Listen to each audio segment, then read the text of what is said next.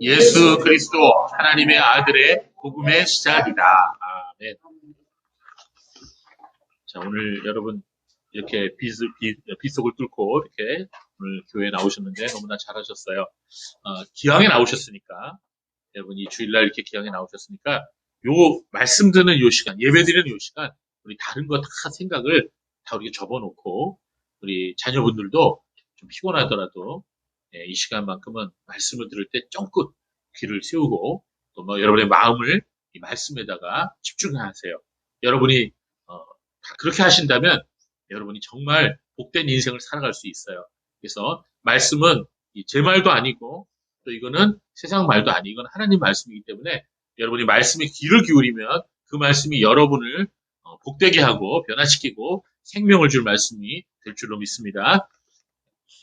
오늘부터 여러분과 함께 이 사복음서 강의를 시작하게 되었습니다. 저는 이 사복음서 강의를 여러분과 함께 하기를 굉장히 소망했는데 이렇게 시작하게 돼서 너무나도 기쁘고 감사를 드립니다.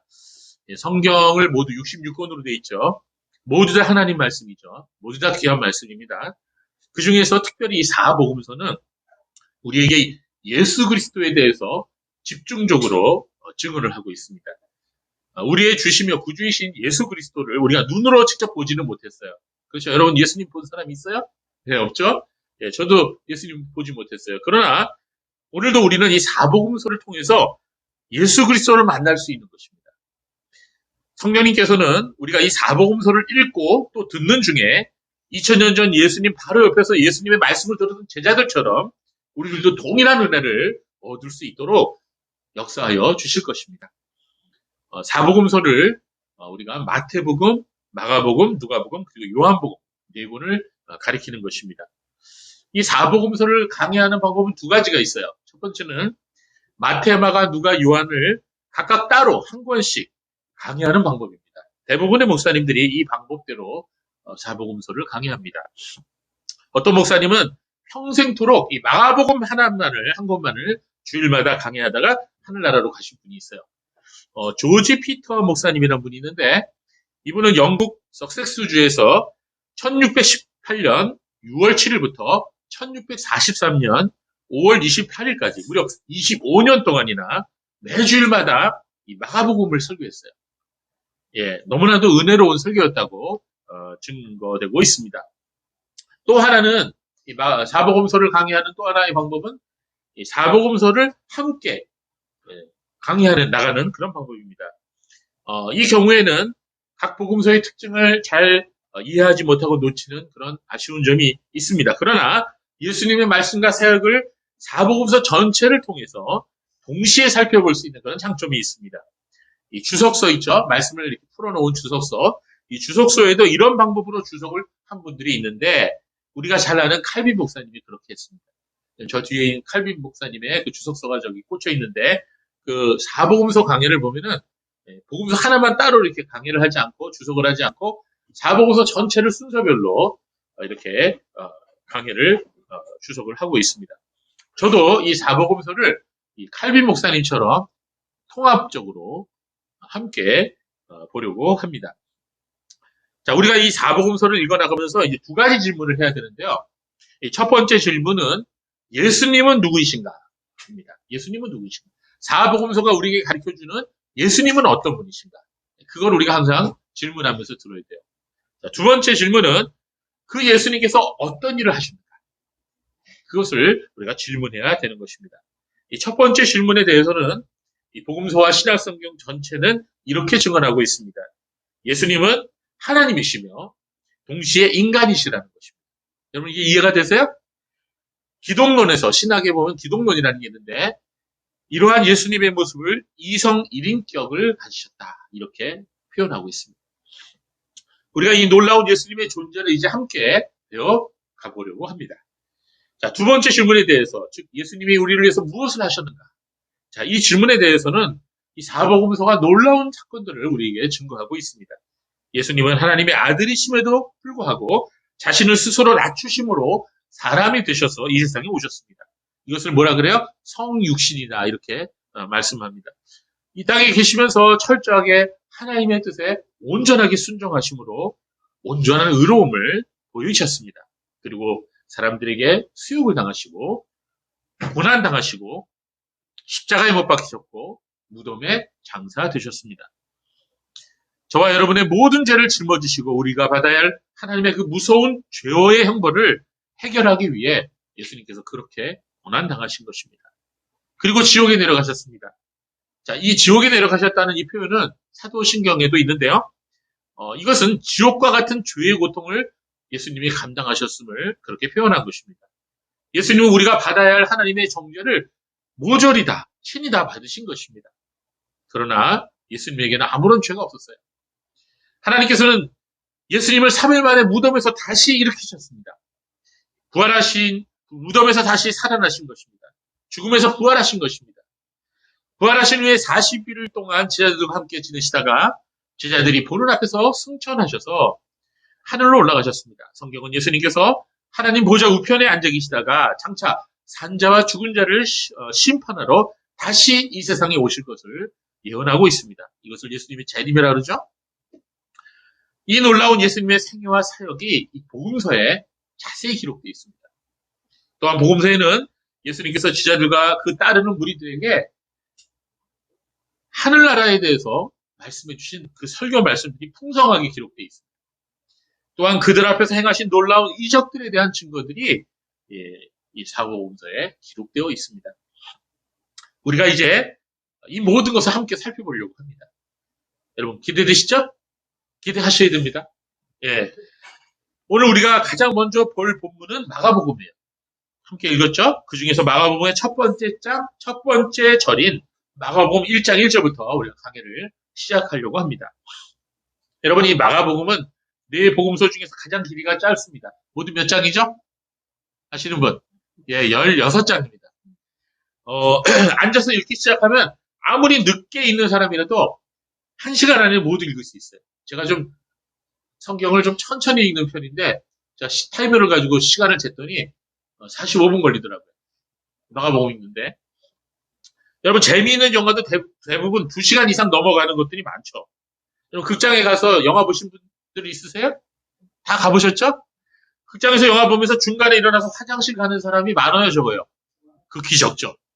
자, 스토리가 중간에 끊기기 때문에 꼭 참습니다. 가고 싶어도. 자, 마찬가지로 마가복음도 1장에서 16장까지 이어서 한 번에 읽어보시면 훨씬 느낌이 달라요. 저는 이번에 여러분과 함께 이 사복음서 강의를 시작하면서 한 가지 제의해드리고 싶은 게 있습니다. 그것은 일주일에 하루 가장 집중할 수 있는 시간을 내셔서 사복음서 한 권을 통째로 한번 읽어봅시다. 이렇게 제가 제의해드리고 싶습니다. 한 번에 그렇게 해보세요. 그냥 몇 장만 읽지 마시고요. 첫 장부터 마지막까지 한 번에 읽어보십시오. 제일 긴 게 어딜까요? 마태복음이죠. 28장. 좀 길지만 그렇게 시간 많이 걸리지 않습니다. 그러면은 여러분이 느낄 수 있는 감동이 훨씬 다르게 될 것입니다. 자, 우리가 이제 마가복음을 볼 텐데요. 마가복음은 몇 가지 점에서 다른 세 복음서와 달라요. 마가복음에는 예수님의 탄생에 대한 기록이 없어요. 유년 시절, 어린 시절에 대한 기록이 없습니다. 또한 주님의 말씀과 사람들과의 대화에 관한 기록이 거의 담겨져 있지 않아요. 물론 있긴 있지만 작습니다. 주님의 지상사역에 대한 기록이 네 복음서 중에서 가장 짧습니다. 그래서 이전부터 마가복음은 마태복음서를 요약한 복음이 아닌가 이렇게 사람들이 생각하는 사람들이 있었어요. 그래서 마가복음에 대한 주석서들도 가장 적습니다. 다른 복음서에 비해서. 설교집도 그렇게 많지 않아요. 자유주의 신학자들이라는 사람이 있었는데 그 사람들은 믿음이 없이 신학을 하는 사람들이에요. 그 사람들은 이 마가복음이 짧고 그 문장이 단순하기 때문에 마가복음이 가장 먼저 기록된 것이다 이렇게 생각했어요. 그래서 먼저 기록된 이 마가복음을 보고 마태와 누가가 참고해서 자신들의 복음서를 기록했다고 그렇게 주장합니다. 그러나 그것은 아주 잘못된 생각입니다. 마가복음은 아주 뛰어나게 간결하고 함축성 있게 압축된 문체로 기록하고 있습니다. 주님의 말씀에 대해서 말해주는 것은 거의 없지만 주님께서 어떤 일을 행하셨는지 예수님의 그 이적과 예수님의 행하신 것에 대해서는 아주 풍성하게 우리에게 전해주고 있습니다. 어떤 사건에 대한 묘사는 마태복음보다 훨씬 더 명백하게 설명하고 있습니다. 그렇다면 이 마가복음은 누가 기록한 것일까요? 힌트를 드렸죠. 예, 마가죠. 예. 왜 마가복음을 마가가 기록했느냐고 말하는 줄 아십니까? 마가가 거기다가 내가 썼어 이렇게 기록된 문장이 있었을까요? 예, 그런 문장 없어요, 마가복음에. 그것은 마가복음의 헬라어 제목 때문입니다. 자, 마가복음 맨 앞에 제목이 나오는데 뭐라고 나오냐면 헬라어로 카타마르콘이라고 나와요. 카타마르콘. 자, 이거 헬라어로 영어로 번역을 해보면 according to Mark 이런 뜻이에요. Mark. 즉 마가에 의한 이런 뜻이에요. 마가에 의하면 이런 의미를 가지고 있는 뜻이에요. 바로 여기에 근거해서 오늘날 영어 성경을 비롯한 모든 성경들이 이 본서를 마가복음이라 이렇게 부르고 있는 것입니다. 그렇습니다. 마가복음의 저자는 마가라고 하는 사람입니다. 자, 이 신약 성경을 읽어보면 마가라는 인물이 많이 등장하는데요. 분명한 것은 이 마가복음의 저자가 12사도 중에 한 사람은 아니라는 거예요. 12사도 중에는 없죠. 마가라는 사람이. 어떤 사람은 이 마가가 예수님의 공생의 기간 중에 파송하신 70인 중에 한 사람이었다고 말하지만 확실한 근거는 없습니다. 그렇지만 분명한 것은 마가가 사도들과 함께 예수님을 따라다녔던 사람들 중에 한 사람이었다는 것은 의문의 여지가 없습니다. 여러분 사도행전이라는 책이 있는데 성경에 이 사도행전 12장 12절에 보면은 이런 표현이 나와요. 마가라 하는 요한, 마르크스 요한 이런 사람이 등장하는데 이 사람이 그 이후에 사도행전 13장에도 등장하고 15장에도 나옵니다. 여러분 여기서 이 마가라고 하는 즉 마르크스라고 하는 이름은 로마식 이름이고요. 요한이라고 하는 것은 유대식 이름이에요. 그래서 마르크스 요한 이렇게 마가 요한 이렇게 성경에서는 표현하고 있습니다. 이 마르크스 요한은 사도 바울과 바나바와 함께 1차 선교 여행을 함께 다녀온 인물입니다. 그런데 이 마르크스 요한이라는 청년이 선교 여행을 하던 중에 그만 도중에서 탈락하고 말아요. 이유는 정확히 알려져 있지는 않지만 아마도 생각보다 선교 여행이 쉽지 않았던 모양입니다. 이 짧은 단기 선교 여행을 갈 때에도 저도 이제 여러 번 단기 선교 여행을 청년을 데리고 갔다 왔는데요. 준비 기도를 많이 해야 돼요. 그리고 이 건강도 잘 챙겨야 됩니다. 그러지 못하고 참여했다가 도중에 몸과 마음이 힘들어갖고는 어려움을 당하는 사람들이 있어요. 그러면 자기도 어렵지만 함께 참여한 선교팀 전체가 다 힘들게 되는 것입니다. 이 바울과 바나바도 이 마가 때문에 아마 그런 경험을 했었을 것입니다. 그래서 이제 나중에 2차 선교 여행을 떠나려고 하는데 이 바나바가 이번에도 우리가 이 마르크스 요한 청년을 한번 데려가자 이렇게 바울에게 제의를 했어요. 그랬더니 바울이 안 돼! 이렇게 얘기를 했어요.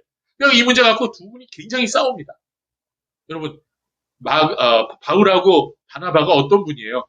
성경에서 대단한 사도들 아닙니까? 근데 서로 싸웠어요. 여러분 믿음 있는 사람도 싸울 수 있어요, 없어요? 있어요. 서로 의견이 다를 수 있는 거예요. 그렇죠? 그렇다고 싸우지 마시고. 자, 그런데 그래서 어떻게 됐습니까? 서로 갈랐었습니다.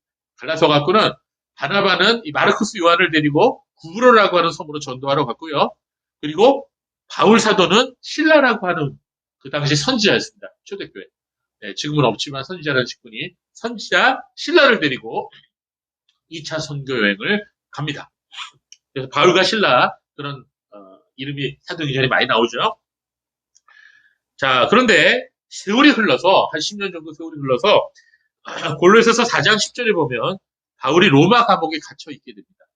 그런데 함께 갇혀 있었던 형제들의 이름을 골로새서 4장 10절에 쭉 열거를 하는데 그 중에서 바나바의 사촌 마가라는 인물이 나와요. 자, 골로새서 4장 10절에 보면 나와 함께 옥에 갇혀 있는 아리스다고와 바나바의 사촌 마가가 너희에게 문안한다. 이렇게 나오고 있습니다. 여러 학자들은 바로 이 바나바의 사촌 마가가 바로 마르크스 요한이다. 이렇게 동일 인물이다. 이렇게 말하고 있습니다. 이 세월이 흐른 후에 사도 바울은 이 마르크스 요한을 용서해주고 함께 주의 일을 했다는 것을 알 수가 있는 것입니다. 또 베드로전서 5장 13절을 보면 베드로 사도가 자기와 함께 있는 사람들을 가리켜서 자기와 함께 있는 한 사람을 가리켜서 나의 아들 마가라 이렇게 표현하고 있어요. 예. 나의 아들 마가가 너에게 무난한다. 이렇게 베드로가 얘기하고 있습니다. 이 많은 사람들이 이 베드로가 말한 이 마가 역시 마르크스 요한과 동일 인물이라고 보고 있습니다. 이 마가는 나중에 베드로 사도와 또 함께 일하면서 베드로가 자신이 아들이라고까지 가깝게 표현했다고 하는 것입니다. 그리고 바로 이 인물이 마가복음의 저자였을 것이다. 이렇게 생각하고 있는 것입니다. 뭐 정확하게 지금 천국에 가봐야 알 수 있겠지만 만약 앞에서 말한 마가가 모두 동일 인물이라면 마가와 마가의 어머니는 초대교회 사람들에게 매우 중요한 핵심적인 인물임에 틀림이 없는 것입니다. 또한 이 마가의 집은요, 굉장히 넓었는데요. 잘 살았어요. 마가의 집이 좀 부유했습니다. 이 마가의 집은 초대교회 사람들에게 마치 아지트 같은 장소였던 것으로 추측되고 있습니다. 예수님께서 마지막 식사를 하신 곳도, 즉 최후의 만찬이죠. 바로 이 마가의 집 다락방이었고요. 제자들이 모여서 기도하다가 오순절 성령 강림을 체험한 곳도 역시 마가의 집 다락방이었을 가능성이 큰 것입니다. 초대 교부들의 증언에 의하면 이 마가는 사도 바울이 로마에서 순교한 직후에 로마에서 베드로의 통역을 맡은 것으로 전해집니다. 사도 요한의 제자였던 파피아스라고 하는 분은 마가가 로마에서 베드로 사도의 영향을 받아서 이 마가복음을 기록할 수 있었다고 증언하고 있습니다. 이 마가복음을 잘 읽어보면 그 논리적인 흐름과 전개가 사도행전 10장 34절에서 43절에 기록된 사도 베드로의 설교와 매우 흡사합니다. 자, 이러한 점으로 봤을 때도 마가가 사도 베드로와 함께 일을 하면서 이 마가복음을 기록한 것이다. 이렇게 보는 것이 굉장히 타당한 것이라고 생각을 합니다. 여러분, 이 제롬이라는 분이 있었는데 히에로무스라고도 하죠. 자, 이 제롬이라는 분이 전한 이 전승에 의하면 이 마가가 주후 67년 전후에 로마에서 마가복음을 기록한 후에 지중해 연안의 항구 도시인 알렉산드리아로 가서 거기서 교회를 세웠다고 합니다. 그리고 거기서 복음을 전하다가 순교했다고 말하고 있습니다. 자, 그러면 이러한 우리가 이 마가복음의 저자인 이 마가에 대해서 우리가 잠깐 알아봤는데요.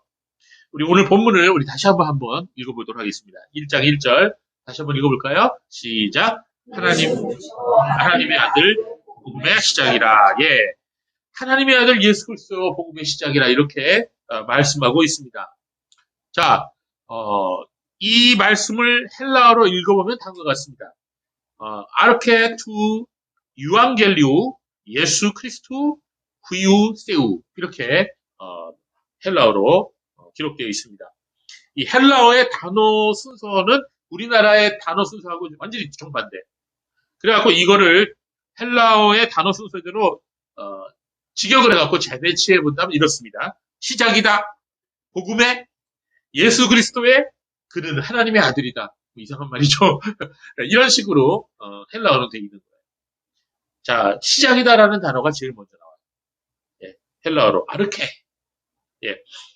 자, 마가는 여기서 마가복음 1장 1절 한 구절에서 마가복음의 모든 내용을 다 압축해서 설명하고 있어요.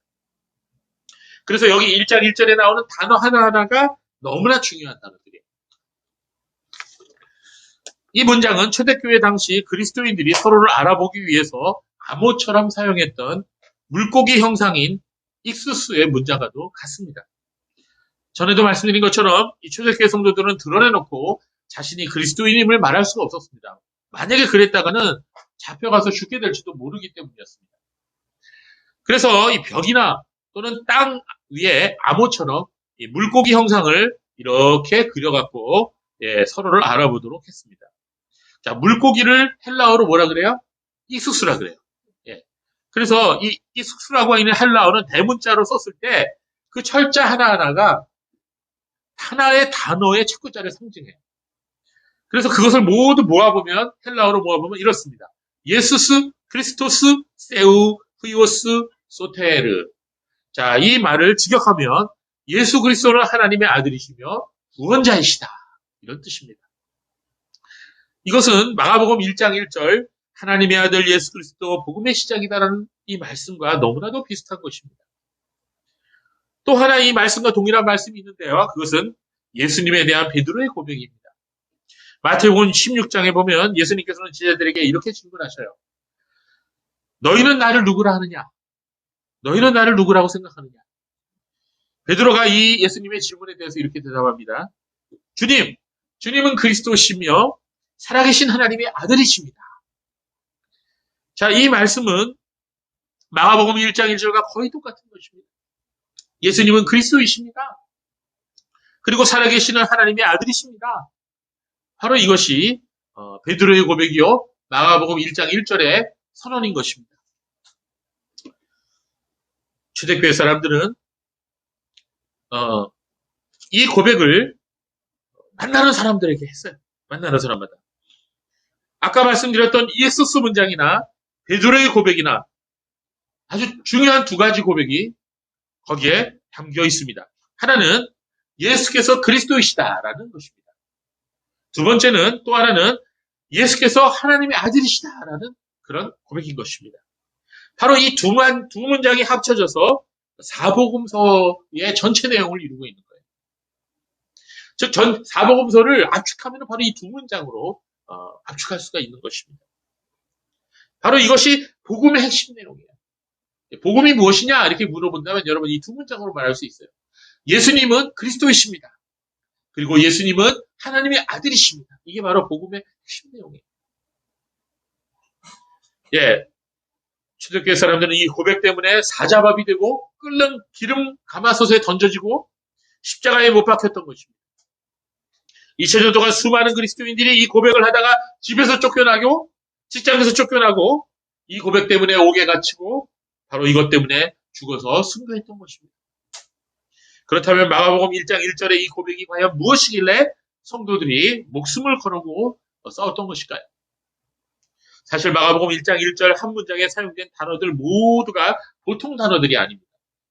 이 단어들을 가지고 이러한 표현을 한다는 것은 당시 로마 제국 안에서 그리고 유대 사회 안에서 매우 위험한 행동이고 잘못하면 돌에 맞거나 감옥에 갇히거나 죽임을 당할 수 있었던 그런 행동이었던 것입니다. 당시 다시 우리가 마가복음 1장 1절을 볼까요? 하나님의 아들 예수 그리스도, 즉 예수 그리스도 하나님의 아들 복음의 시작이다 이렇게 말씀하고 있네요. 먼저 이 복음이라는 단어를 먼저 보겠습니다. 헬라어로 뭐라고 돼 있다고요? 우리 한번 따라해 볼까요? 유앙겔리온. 예, 유앙겔리온. 네네. 이거를 이제 독일어를 하시는 분들은 오이앙겔리온이라고 읽더라고요. 예, 제가 이제 신학교 다닐 때 독일에서 공부하고 오신 교수님이 있었는데 그분이 유앙겔리온이라고 안 하고 오이앙겔리온이라고 읽더라고요. 예, 독일어는 그 발음을 오이라고 하거든요. 예, 같은 뜻이에요. 자, 라틴어는 뭐라 그러냐? 라틴어는 에반겔리움이라고 합니다. 거기서 많이 들은 것 같죠? 예, 일본 만화 제목 비슷하죠? 예, 거기서 따온 거예요. 에반겔리움. 예, 여러분 이 복음이라고 하는 단어는 오늘날 우리 그리스도인에게는 굉장히 익숙합니다. 여러분 그렇다면 이 복음이란 무엇일까요? 여러분 우리가 말하는 이 복음이란 예수님의 탄생과 승리 그리고 예수님의 부활과 죄사함 등 예수님의 생애와 사역 전체를 말합니다. 즉 복음이란 예수 그리스도 자체를 표현하는 말입니다. 그런데 복음서가 기록될 당시에는 이 유앙겔리온이라는 이 단어는 이미 사람들이 그 당시 사회에서 사용되고 있었던 단어였던 것입니다. 즉 이 유앙겔리온이라는 헬라어는 직역하면 좋은 소식, 기쁜 소식이라는 뜻입니다. 이 앞에 있는 유라고 하는 단어는 좋다는 뜻이고 뒤에 있는 앙겔로스라고 하는 단어는 천사라는 뜻이에요. 천사 또는 사자, 어떤 소식을 전하는 사자. 예, 이게 합쳐져서 유앙겔리온이 된 거예요. 기쁜 소식. 예. 그래서 이 영어 성경으로 번역을 할 때 굿뉴스라고 했죠. 굿뉴스, 기쁜 소식. 그리고 가스펠 이렇게 번역을 했습니다. 우리나라는 복음이다 이렇게 번역을 했죠. 여러분 기원전 5세기 후반에 그리스와 페르시아 사이에 3차례에 걸쳐서 큰 전쟁이 있었어요. 역사에서는 그 전쟁을 페르시아 전쟁이라고 합니다. 요새 넷플릭스에서 상영되고 있는 300 제국의 부활이라는 영화가 있어요. 보신 분도 있을 겁니다. 몇 년 전에 이 영화의 전작인 300이라는 영화가 바로 이 전쟁, 페르시아 전쟁을 그린 영화예요. 여러분 300이라는 영화 아시죠? 예. 1차 페르시아 전쟁에서는 이 마라톤 평원이라는 곳에서 페르시아하고 그리스하고 붙었어요. 자, 누가 이겼을까? 그리스가 이겼어요. 그리스가 이겨갖고는 이 마라톤 평야에서 아테네의 용사 페이디피데스라고 하는 이 군인이 무장을 한 채로 마라톤 그 평원에서 전장에서 아테네까지 몇 킬로? 장장 40킬로를 달렸어요. 40킬로를 달려갖고 아테네에 들어가고 시민들한테 우리가 승리했습니다. 이렇게 승전 소식을 전했습니다. 바로 이 전한 소식이 바로 유앙겔리온이에요. 기쁜 소식입니다. 복음이었던 것입니다. 마라톤 경주는 이 사람을 기념해서 생긴 거예요. 예, 올림픽의 꽃이라고 하죠. 그 당시에 40km를 달렸는데, 정확하게 이제 대충 재보니까 40km가 넘어서 42.19km다. 이렇게 정해갖고, 1908년 런던 올림픽 때부터 이렇게 요 거리를 달리기 시작했습니다. 그리고 정식으로 채택한 것은 1924년 때부터였다고 합니다. 자, 바로 이것이 로마 시대에도 이어져서 이 전쟁에 승리했을 때 이 전쟁의 승리의 소식을 알려주는 그 소식을 바로 유앙겔리온이라, 그리고 라틴어로 에반겔리움이라 이렇게 표현했던 것입니다. 자, 그러다가 예수님 시대에 와서는 이 유앙겔리온이라는 단어, 이 에반겔리움이라고 하는 단어를 로마 황제와 관련해서 전해지는 모든 좋은 소식을 바로 이 단어를 사용해서 표현했던 것입니다. 예를 들어서 황제가 생일을 맞았다. 그게 유앙겔리온. 오늘 황제의 생일날입니다. 유앙겔리온 받으시오. 이렇게 얘기했어요. 황제가 새로 출생했다. 또 새로운 황제가 즉위했다. 이게 다 유앙겔리온, 에반겔리온이에요. 네, 로마 제국 군사들이 어디 가갖고 점령을 해서 승리를 했다. 이것도 유앙겔리온. 자, 그래서 이러한 축제일이 되면 이 케룩스라고 하는 전령관이 말을 타고 돌아다니면서 도시에 돌아다니면서 선포했던 것입니다. 자, 여러분, 유앙겔리온을 전합니다. 에반겔리움을 전합니다. 받으시오.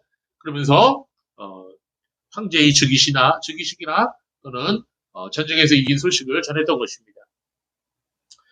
자, 여러분, 이 새로운 황제가 등극했다는 것은 새로운 시대가 열렸다는 것이기 때문에 백성들은 새로운 황제의 등극 소식을 기뻐했습니다. 그래서 그 기뻐하는 소식이 유앙겔리온이었는데요. 그때 신전에서는 제사를 올리고 백성들은 축제를 벌였습니다. 지금도 일본이라는 나라는요, 이 서기 몇 년을 하지 않고 쇼와 몇 년, 뭐 이런 식으로 그 일본의 천황의 그 주기를 중심으로 몇 년째 이런 식으로 사용해요. 예. 마가복음이 기록될 당시 이 유앙겔리온이라는 단어는 오직 로마의 황제에게만 쓸 수 있는 단어였던 것입니다. 자, 누가복음 2장 1절에 보면 아우구스투스 황제가 나와요. 개혁성경에서는 아구스토라고 이렇게 표현했습니다.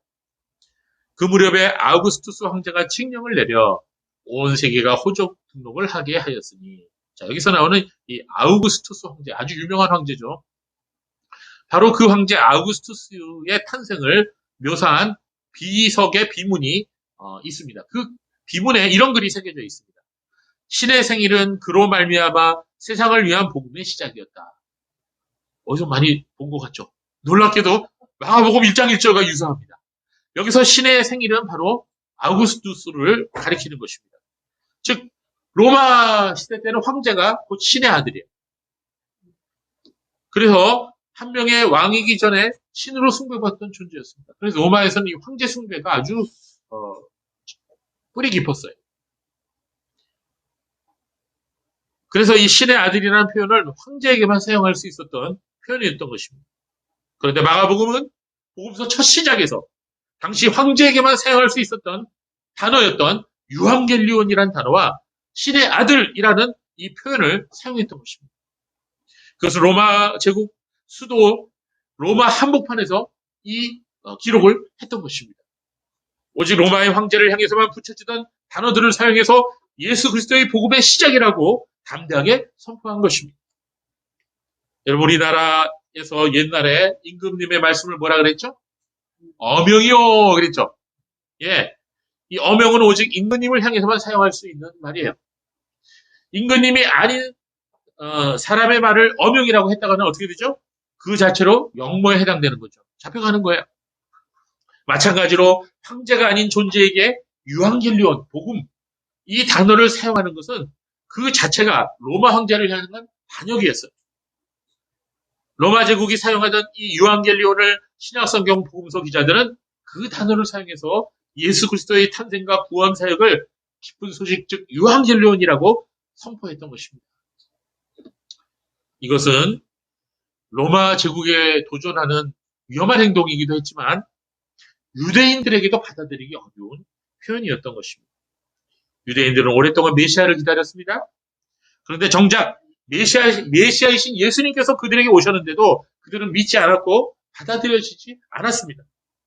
그 이유는 그들이 기다린 메시아는 자신들의 민족을 로마 제국으로부터 해방시켜서 그 옛날 다윗 왕 시대처럼 세계를 호령하는 그런 강력한 나라를 회복하는 메시아를 그들이 기대했었기 때문입니다. 그래서 그들은 갈릴리 나사렛 촌동네 출신인 예수님을 메시아로 인정할 수 없었던 것입니다. 결국은 예수님을 로마 총독 빌라도의 손을 빌려서 십자가에 못 박도록 죽도록 만들었던 것입니다. 그러나 하나님께서는 이 사건을 오히려 모든 하나님의 백성을 구원하는 사건으로 바꾸셨던 것입니다. 그래서 마가복음은 유대인들을 향해서도 담대하게 지금 외치고 있는 것입니다. 너희가 십자가에 못 박아 죽인 그 예수가 바로 하나님의 아들이며 하나님께서 보내신 메시아이시다. 이렇게 지금 증언하고 있는 것입니다. 여러분, 메시아라고 하는 이 단어 히브리어로 마시아흐라고 하는 단어예요. 그러니까 마시아흐를 빨리 발음하면 메시아야 이렇게 되는 거죠. 자, 이 마시아흐라는 단어는 무슨 뜻이냐면 기름 부음을 받았다 그런 뜻입니다. 구약 시대에 왕과 제사장과 선지자 이 세 사람들에게 처음에 임직을 할 때 기름 부음을 받습니다. 요새 이 목사님들이나 장로님들이나 이제 안수시 사람들이 임직을 받을 때 이제 안수를 하는 것은 기름 부음을 받는다는 그런 상징적인 행동이에요. 헬라어로 번역하면 이 마시아흐가 크리스토스가 됩니다. 즉 그리스도예요. 그리스도.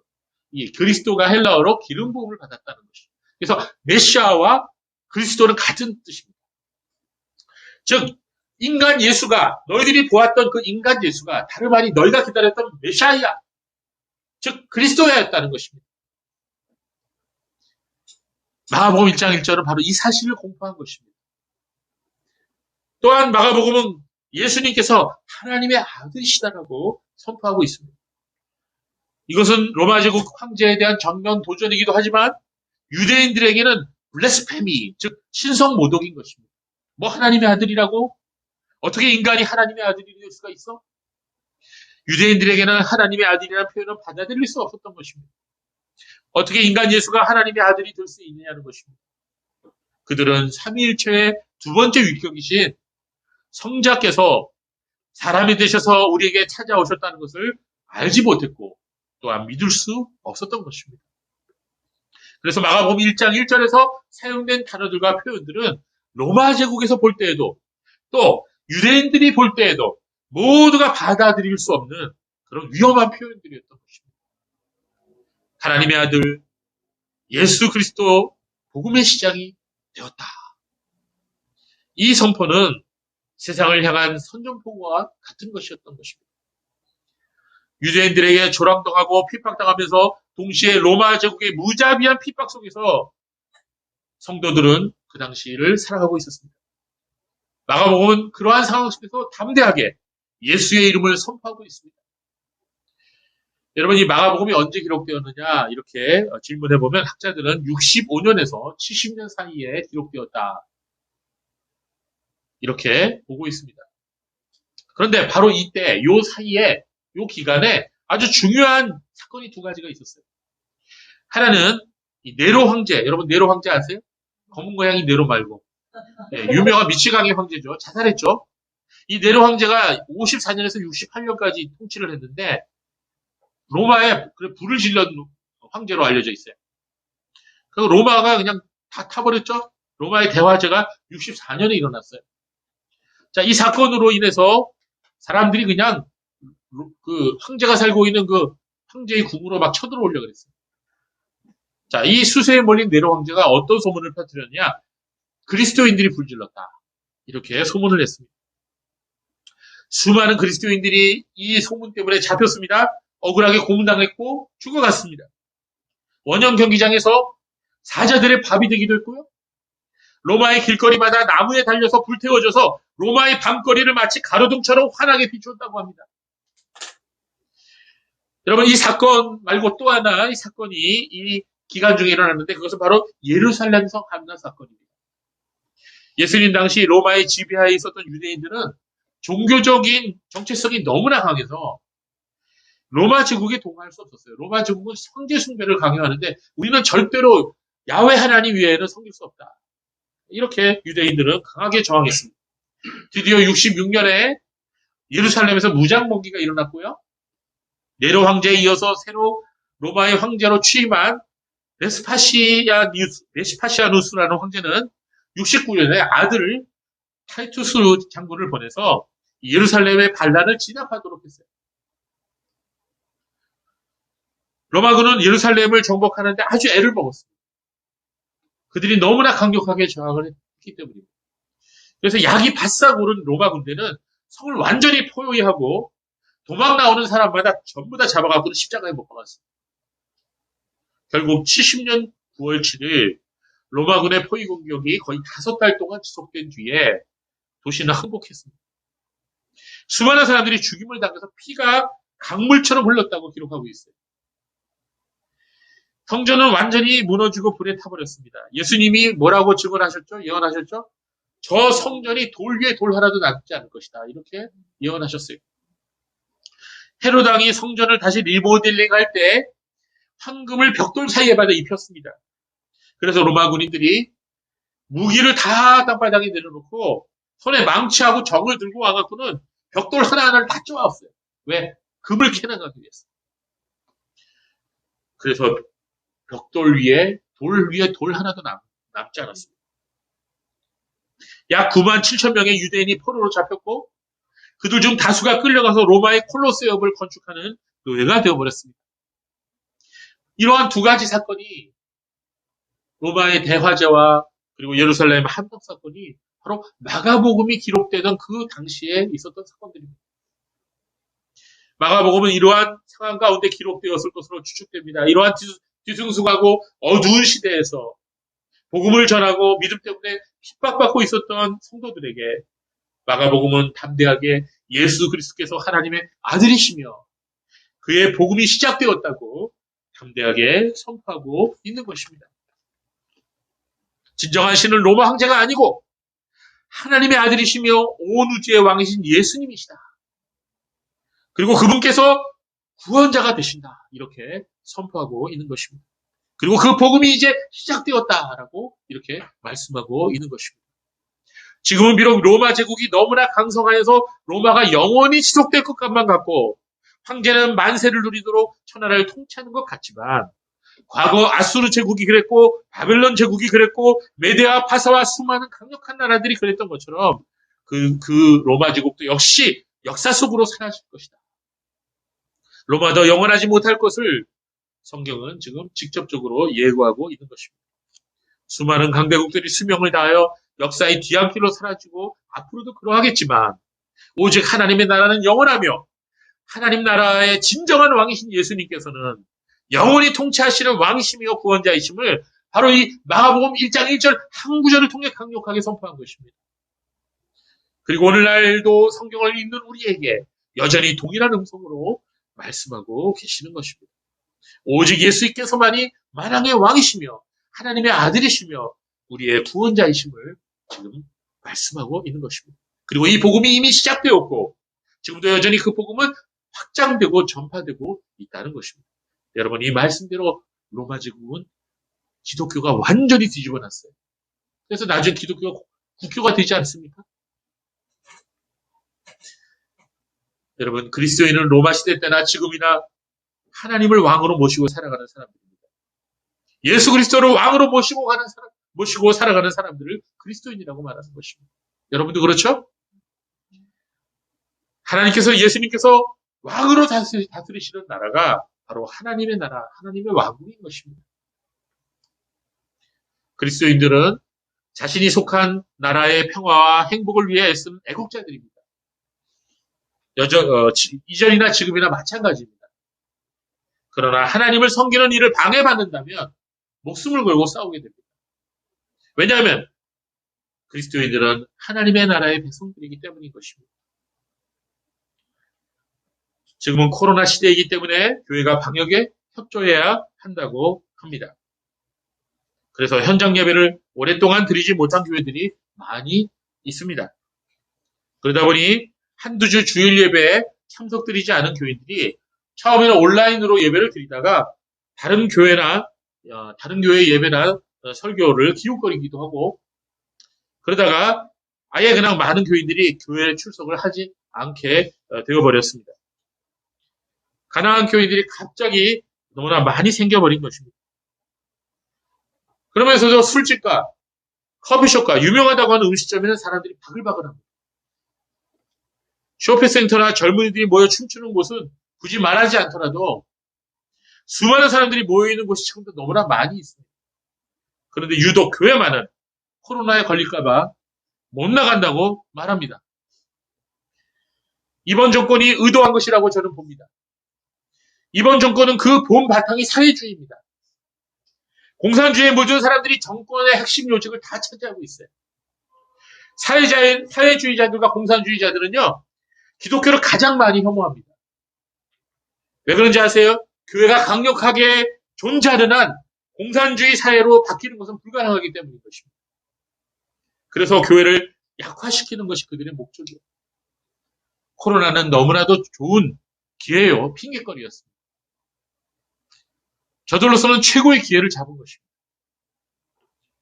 성도 여러분, 누구의 말을 들어야 할까요? 세상의 말입니까? 아니면 권세자의 말입니까? 아니면 우리의 왕이시며 전 우주를 창조하시고 다스리시는 하나님의 말씀입니까? 그의 날 사도들은 사도행전 4장 19절에서 예수 그리스도의 복음을 전하지 말라고 협박했던 세상 권력자들을 향하여 이렇게 담대히 말했습니다. 하나님보다 너희의 말을 듣는 것이 하나님 앞에서 옳은 일인지 판단해 보아라. 베드로와 요한이 그들에게 대답했습니다. 하나님보다 너희의 말을 듣는 것이 하나님 앞에서 옳은 일인지 판단해 보아라. 저들은 매를 맞아도, 옥에 갇혀도, 심지어는 죽임을 당해도 복음 전하는 것을 결코 포기하지 않았던 것입니다. 저희 친구 목사님들을 통해서 들은 소식인데요. 요새는 100명 정도 출석하던 교회들이 15명에서 20명 정도 모인다고 합니다. 그보다 적은 교회들은 아예 목회자가 목회를 포기하고 문을 닫는 교회들이 너무나 많이 생겼습니다. 여러분, 누구의 말을 들어야 합니까? 대형교회 목사님들과 교인 여러분에게 말씀드립니다. 여러분의 교회도 이번 코로나 사태로 인해서 적지 않은 어려움을 겪으셨는 줄 압니다. 그러나 그래도 여러분의 교회는 아직 운영되고 있습니다. 목회자들에게 사례비를 드리고 있습니다. 그러나 지금 대한민국의 수많은 100명 이하 되는 교회들은 거의 아사 직전이에요. 여러분의 교회가 아직 안전하다고 안심하지 마시기 바랍니다. 한 시대와 한 국가의 교회의 미래는 커다란 교회들에게 있지 않습니다. 작은 교회들이 살아나야 그 나라의 기독교의 미래가 있는 것입니다. 왜냐하면 80% 이상의 교회들이 작고 힘없는 교회들이기 때문인 것입니다. 성도 여러분, 누구의 말을 듣겠습니까? 방역에 협조하는 것과 예배를 무너뜨리는 것이 무엇인지 잘 분별해야 돼요. 믿음이 강하지 않은 교인들은 몇 주 주일 예배에 참여하지 않게 되면 거의 다 가난한 교인이 되어버리고 마는 것입니다. 그러다가 오랫동안 교회에 나가지 않는 사람으로 전락하고 마는 것입니다. 종교개혁이 진행되던 16세기에도 무서운 전염병이 돌고 있었습니다. 그런데도 그들은 모이기를 힘썼습니다. 가족이 죽고 자녀들이 죽더라도 예배만큼은 결코 멈추지 않았어요. 지금의 코로나는 그만큼 치명적이진 않습니다. 비타민 D와 아연, 그리고 비타민 C를 평소에 꾸준히 복용하고 면역력을 잘 유지하고 건강을 잘 유지하면 혹시 걸리더라도 큰 어려움 없이 이겨낼 수 있는 것입니다. 성도 여러분, 여러분이 지금 처한 상황이 어떠하든지 복음은 지금 여러분에게 소망이 될 것입니다. 지금 여러분을 괴롭히고 있는 것이 무엇이든지 간에 그것이 사람이든 물질이든 악한 정권이든 고통스러운 질병이든 그것들이 결코 여러분을 영원히 괴롭히지를 못할 것입니다. 하나님께서 여러분을 반드시 건져내실 것입니다. 우리는 악하고 무능한 정권이 들어서면 얼마나 국민들이 고통을 당하게 되는지를 지난 몇 년 동안에 똑똑히 목격했습니다. 누가 나라를 다스리는가, 어떤 왕이 나라를 다스리는가에 따라서 그 시대가 평화로운가, 백성들이 행복한가, 그렇지 않은가가 달려있는 것입니다. 그것은 한 개인의 인생도 마찬가지입니다. 한 사람이 죄를 짓게 되면 그 죄의 종이 되는 것입니다. 술을 마시면 술의 종이 되고 마약을 시작하게 되면 마약의 종이 되는 거예요. 성적인 죄에 빠지게 되면 날마다 그 정욕의 노예가 되고 그 욕종에서 벗어나지 못하고 그것이 시키는 대로 행동하고 살아가게 되는 것입니다. 며칠 전에 에스컬레이터에서 지하철 타다가 에스컬레이터에서 어떤 여인의 뒤에서 소변을 본 남성이 있었어요. 미쳤죠. 자기가 뭐 술 취해갖고 심신미약해서 그런 행동을 했다 그러는데 그렇지 않아요. CCTV 보니까 사방을 두리번거리면서 사람이 없으니까 그런 짓을 한 거예요. 그 사람 어떻게 됐어요? 조사받다가 자살했어요. 몇 년 전에 제주도에 그 검사장이 있었어요. 제주도 검사장. 거기까지 올라가려면 얼마나 힘든지 몰라요. 그 검사장 이름도 실명도 알아요. 몇 년 전에. 그 검사장이 어떻게 됐어요? 밤에, 여학생들 뒤로 쫓아다니다가 길거리에서 음란 행동을 하다가 잡혔어요. 그래서 어떻게 됐어요? 잘렸죠? 여러분, 그런 것이 갑자기 일어난 행동이 아니에요. 평상시에 맨날 야동 보고 맨날 성적인 행동을 하다 보니까 그것이 그들로 하여금 그렇게 만들어버린 거예요. 그 사람들이 공부를 안 했어요? 지식이 없어요? 아니잖아요. 죄를 지으면 죄의 종이 되는 거예요. 인간의 힘으로 거기서 빠져나갈 수 없는 거예요. 그러나 예수 그리스도를 나의 왕으로 모시게 되면 모든 것이 달라집니다. 예수께서 모든 죄와 저주와 중독으로부터 해방시켜 주실 것입니다. 예수 그리스도가 왕이 되시면 인생의 참된 목표와 의미를 발견하도록 도와주실 것입니다. 우리는 점점 각박해지고 미래를 알 수 없는 여전히 코로나가 활개치는 현재를 살고 있습니다.